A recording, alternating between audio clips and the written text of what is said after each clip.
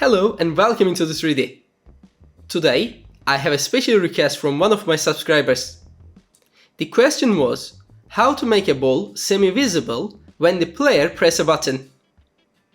This video will only cover the first part of the question, but at the end of the video, you will have complete understanding of how to make this kind of mechanics. So, if you have any questions or problems about the software that you are working on, please comment down below and I will try to make a video about your comment. Let's look at the elements that I need for this project. They are not essential, but this is the objects I will use in this tutorial. The question was to make a ball semi-visible, so we have a sprite object called ball, and I already placed it into my scene. Then I have a metal tile, which is this one, and I also have a ground tile, which is the same texture, but I need two different objects for the mechanics that I will write.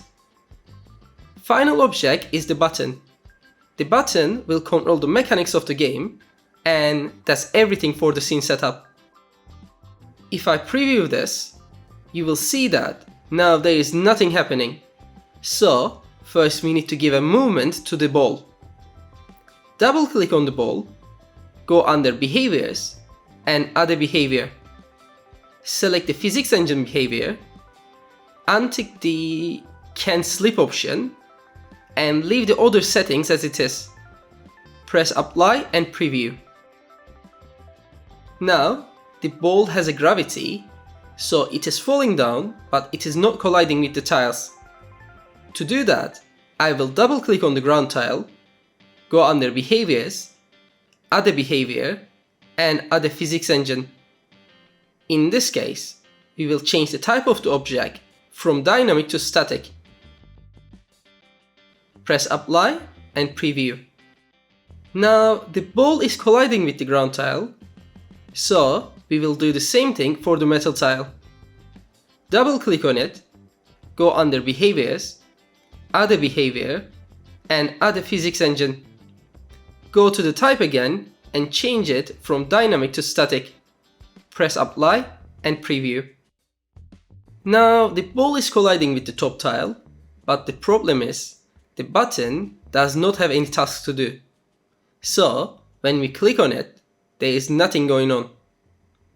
We have finished the scene setup, so now we can start making the game mechanics. We know that when we click the button, the ball needs to turn into semi-visible object. If you go to the events panel, add an event, add condition, select the yellow button, and we need to select the is clicked option. Not is pressed, is clicked. Click OK. When this button is clicked, we want to add an action. Select the ball, find the sprite opacity. In default, it is set to 250. So if you make it 150, it will be semi-visible. Click OK. So when the button is clicked, change the opacity of the ball to 150. Click preview. Now, when we click the button, the ball will become semi-visible. Next step is to make it visible again. Go back to the events, add another action, search for wait X seconds, set it to 0.5 seconds, copy the opacity event, paste it under this, and change the number to 255. So when we press the button, the ball becomes semi-visible, and after 0.5 seconds it will become visible again. Maybe we can make it longer. Change this to 1 second and preview. Click the button and after 1 second it will become visible again. Great! Second step is make the ball go through the object when the ball is semi-visible. To do that, go to the events. When the yellow button is clicked, add another action. I will select the metal tile, which is the one blocking the ball. Scroll down and select deactivate a behavior option and the behavior is already selected. Click OK.